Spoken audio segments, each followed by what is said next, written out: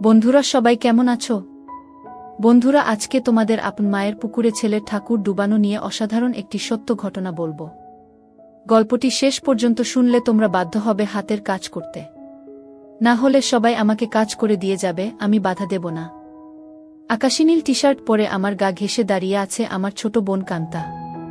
আমি মুখ তুলে বলি বসে আছি, বৃষ্টি দেখছি। তা আমি দেখছি ভাইয়া, কিন্তু তোমাকে খুব বিষণ্ণতা একাকিত্বের ভেতর ডুবে থাকা মনে হচ্ছে। তোমাকে আমি অনেকবার বলেছি জলি আপার আহ্বানে সাড়া দাও। জলি আপা তোমার জন্য পাগল। দুইজনে বসে বৃষ্টির খেলা দেখতে খুব মজা পাবে। কান্তা আমার 2 বছরের ছোট, ভীষণ চট্টে হাসি খুশি মেয়ে, পাতলা গড়নের লিকলিকে শরীর, যেমন সুন্দরী তেমন লেখাপড়াতেও খুব ভালো। আমি জীবনেও কান্তার সাথে কথায় জয়ী হতে পারি না। কান্তা কথার সাথে কথা মিলিয়ে খুব সাবলীলভাবে কাবু করে দেয়। আমাদের মাঝে খুব মিল, ভাই বোনের সম্পর্ক হলেও তুই তুকারি সম্পর্ক। বাহিরে গেলে কেউ বুঝতেই পারে না যে আমরা ভাই বোন, সবাই মনে করে বন্ধু। কান্তা জলিকে খুব ভালোবাসে, তাই কান্তার আশা আমি জলির সাথে প্রেম করি। জলিও অনেক দিন যাবৎ আমার সাথে সম্পর্ক করতে চেষ্টা করে যাচ্ছে। আমি প্রায় 1 বছর নেশায় আসক্ত ছিলাম। কান্তার কারণেই আমি সেখান থেকে ফেরত এসেছি। কান্তা আমাকে খুব ভালোবাসে। মা আমার নারী আন্দোলন করে, যা আমার পছন্দ নয়। নিজেকে প্রচার আর প্রসার করায় আম্মা খুব ভালোবাসে, তাই নিজের টাকা খরচ করে আন্দোলন করে, কিন্তু নিজের অনেক ভুল নিজেই দেখে না।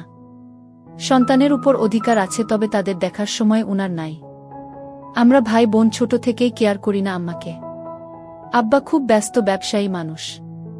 তিনি আমাদেরকে টাকা দিলেই সব দায়িত্ব শেষ, এমন ধারণা পোষণ করেন। দেশ বিদেশ ঘুরে বেড়ায়। মা বাবার মধ্যে তেমন কেমিস্ট্রি আছে বলেও মনে হয় না। আমরা দুইজন নিজেদের ভুবন সাজিয়ে রেখেছি। আড্ডা মারা, বাহিরে যাওয়া, ঘুরে বেড়ানো সব আমরা একসাথেই করি।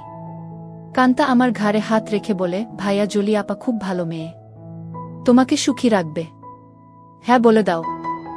আমি ফোন করে দেই, দেখবে এই বজ্রপাতে কাক ভেজা শরীর নিয়ে তোমার কাছে হাজির হয়ে যাবে।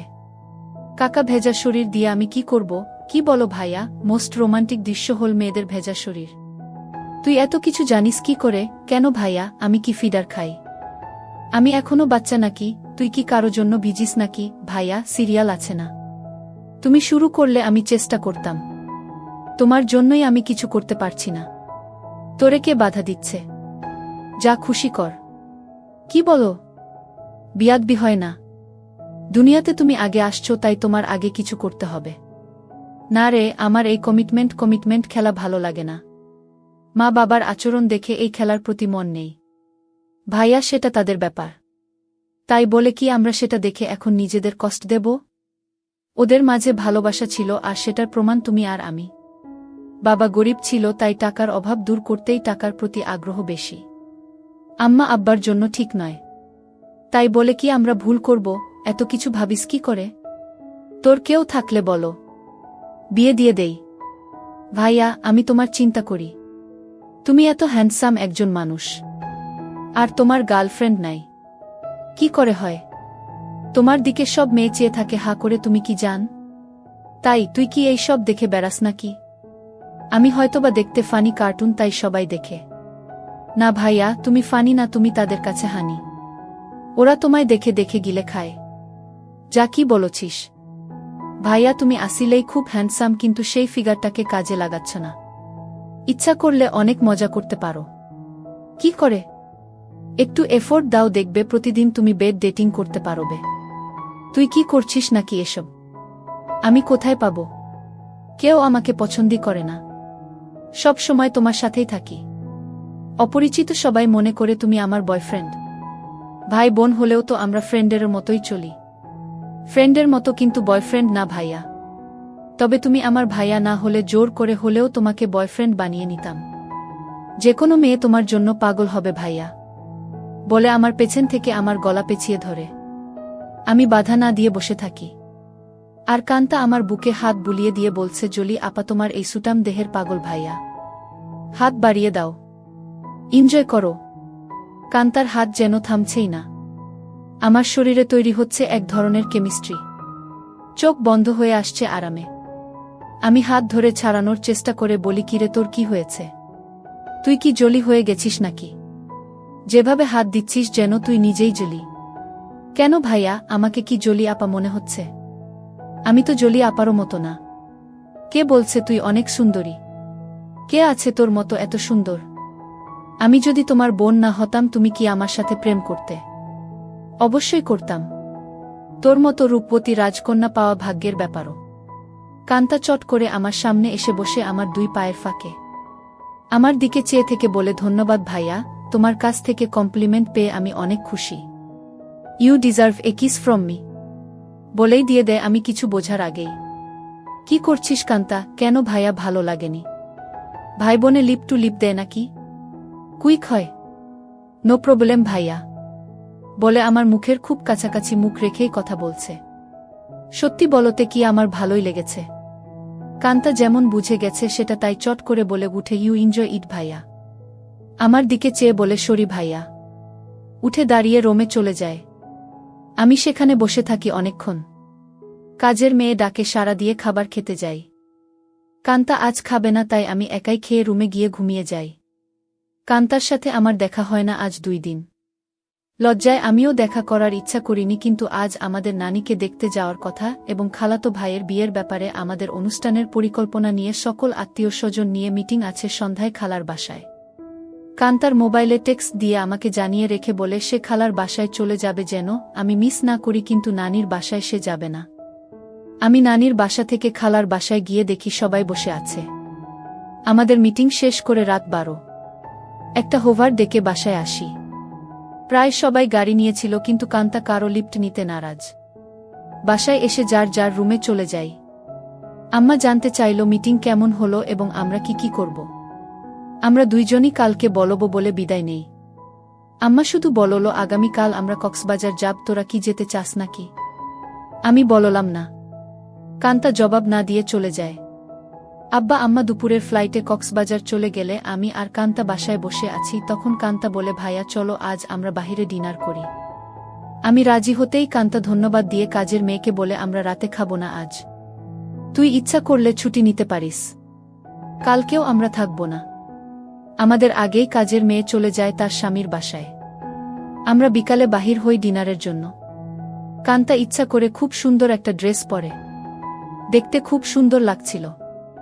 ড্রেস দেখে কেউ বলবে না আমি তার ভাই।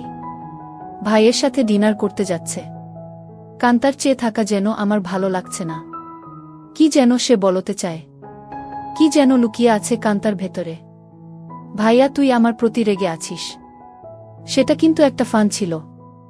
কেমন করে যেন একটু বেশি হয়ে গেল, তাই না? সরি ভাইয়া, বাদ দে সেই কথা। আমরা তো ভাই বোন, কিন্তু বন্ধুও বটে। আমরা ডিনার করে রাত 10টায় আমরা বাসায় চলে আসি। কান্তা ড্রেস চেঞ্জ করে নিচে টিভি দেখতে আসলে দেখে আমি বসে আছি। ভাইয়া চেঞ্জ করে আস, মুভি দেখব। আগামীকাল কয়েকজনকে ডেকে নিয়ে পার্টি দেব। কি বলো? বেশি না, তুই যাকে ইচ্ছা বলে দিস আসতে। আমি রাজি। যেন ওসব জিনিস না আনে। আমি একটা শর্ট পরে নিচে এসে একটা হিন্দি মুভি দেখছি। কান্তাও শর্ট পরা। মা বাবা না থাকলে আমরা প্রায় সময় তা পড়ি। অনেকক্ষণ কান্তা কোনো কথাই বলেনি। অন্য সময় মুভি পছন্দ না হলে বা সাউন্ড বেশি কম নিয়ে ঝগড়া করে। আমি প্রথম কথা বলি, কিরে কান্তা কফি খাবি? দাঁড়াও ভাইয়া, আমি বানিয়ে নিয়ে আসি। বলেই কিচেনে চলে যায় এবং কেটলিতে পানির সুইচটা দিয়ে অপেক্ষা করে। আমিও গিয়ে পাশে দাঁড়াই আর বলি, তোর মন খারাপ নাকি? কিছু তো বল। না ভাইয়া, আমার সেই ভুলের জন্য খারাপ লাগছে। কি যে বলিস, কি হয়েছে? আমি কিছু মনে করি নাই। ভালোই লেগেছে। ভালোই লেগেছে কথাটা বললাম কারণ কান্তা যেন সহজ হয় একটু। তোমার ভালো লেগেছে? তা আমি তখনই বুঝেছিলাম। কফি নিয়ে আমরা সোফায় পাশাপাশি বসে টিভি দেখছি। কান্তা আমার গাড়ে মাথা রেখে বলে, ভাইয়ে তুমি আম্মা আব্বাকে বলে আমাকে বিয়ে দিয়ে দাও। এত তাড়াতাড়ি বিয়ে করতে চাস কেন? আমি না ভাইয়া, তুমিও করো। আমাদের তো আর লেখাপড়া করে চাকরি করতে হবে না। তাহলে এনজয় করি।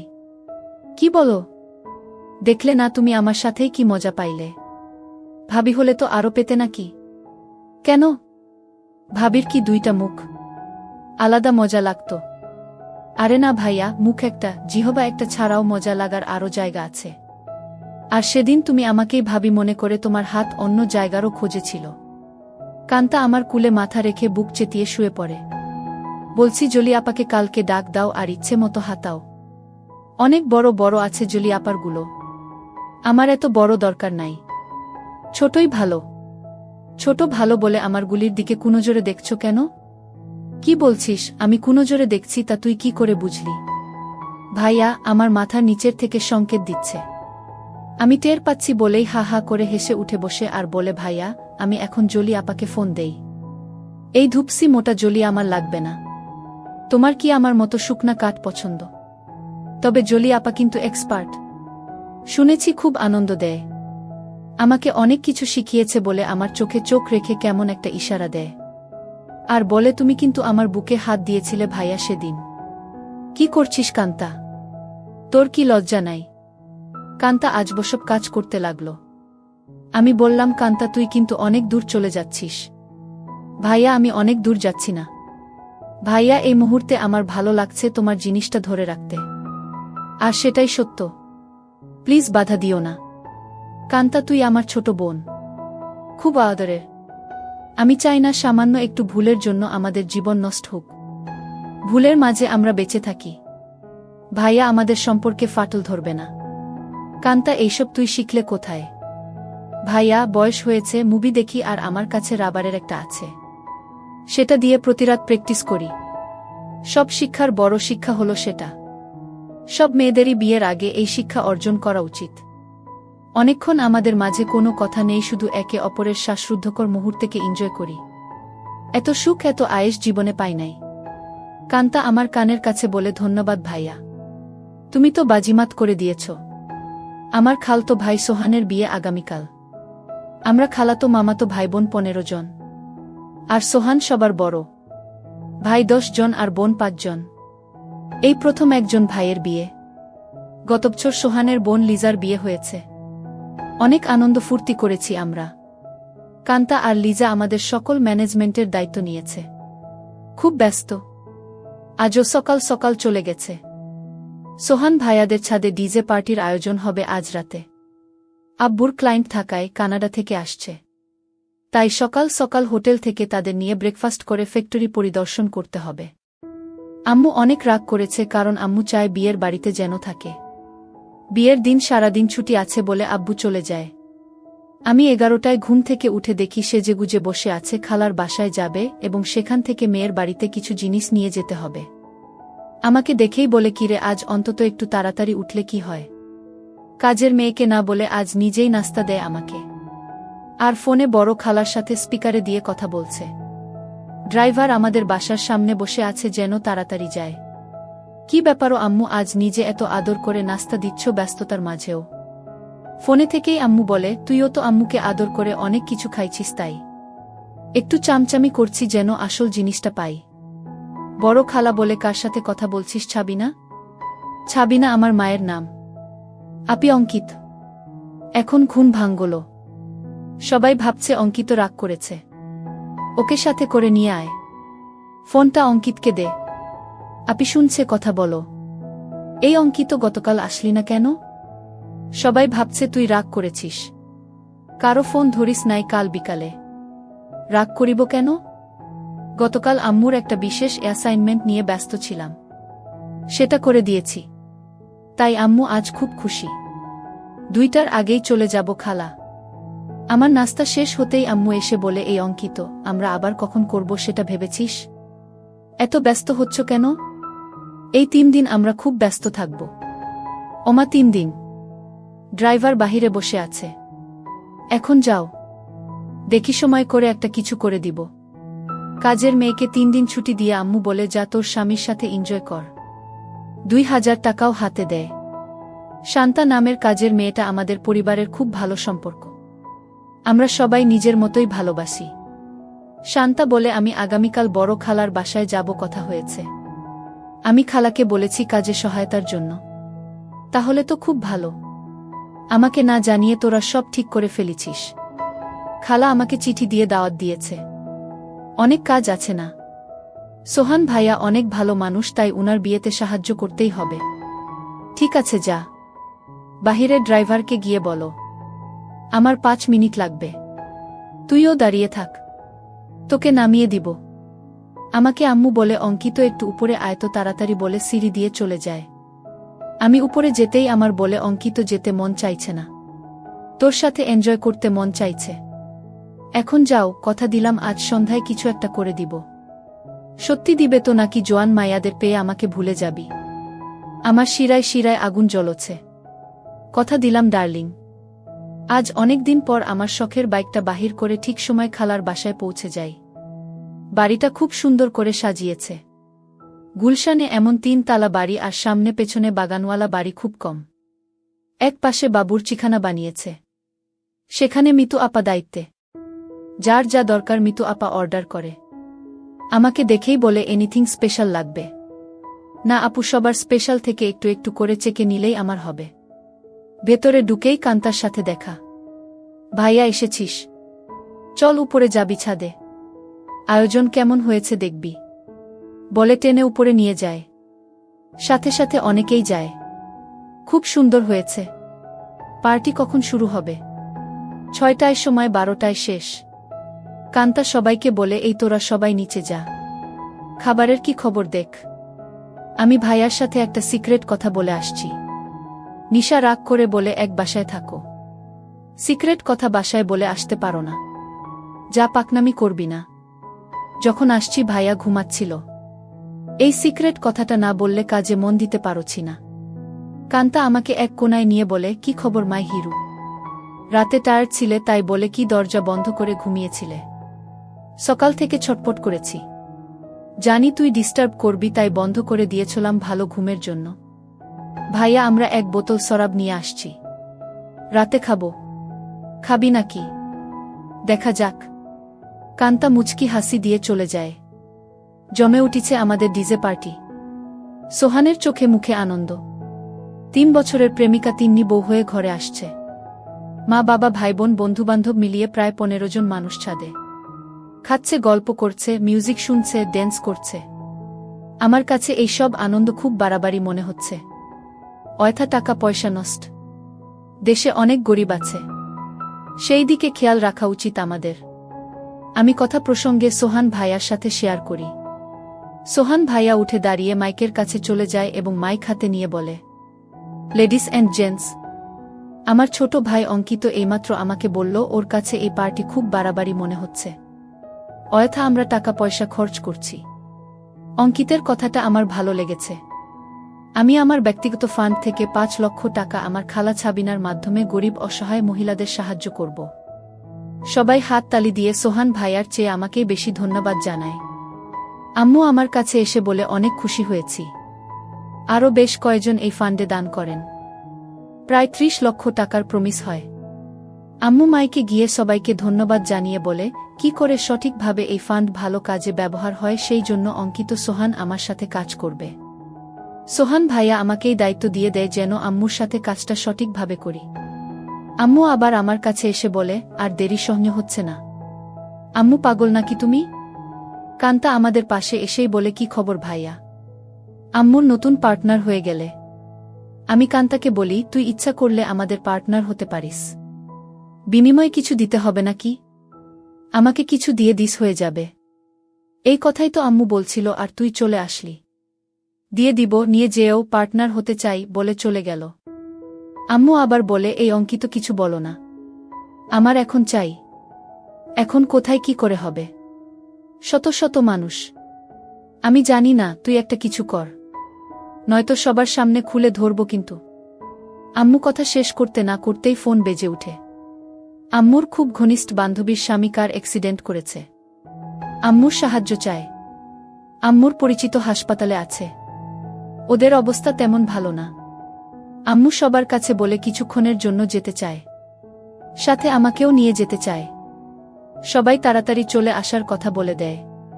কান্তা আমার পাশে এসে বলে ভাইয়া কি খবর? আম্মু দেখি তোমাকে ছাড়া এখন চোখে পথ দেখে না। কি ব্যাপার? আম্মু কান্তাকে বলে তুই যদি যেতে চাস চল আমাদের সাথে। না আম্মু, তোমাদের ডিস্টার্ব হবে আমি গেলে। আমি এখানেই আছি। সোহান ভাইয়ার ড্রাইভার আমাদের নামিয়ে দেয় হাসপাতালে। আম্মু ডাক্তারের সাথে দেখা করে বলে উনি আমার রোগী। আপনারা চিকিৎসা করুন, টাকা পয়সা আমি দেখব। আম্মুর বান্ধবী শিলাকে সান্ত্বনা দিয়ে বলে চিন্তা করিস না, ঠিক হয়ে যাবে, তোরা কোনো টাকা দিস না, আমি পরে এসে সব ঠিক করব। তোর কাছে টাকা না থাকলে বলিস। সোহানের বিয়ে বাসায় বহু মেহমান আমার জন্য অপেক্ষা করছে, আমি এখন যাই। আমরা একটা ট্যাক্সি করে সোজা আমাদের বাসায় চলে আসি। আমার রুমে ঢুকে আম্মু বিছানায় গিয়ে আমাকে বলে, কই তুই আয়, আমাদের হাতে সময় নাই, মাত্র 1 ঘন্টা সময়।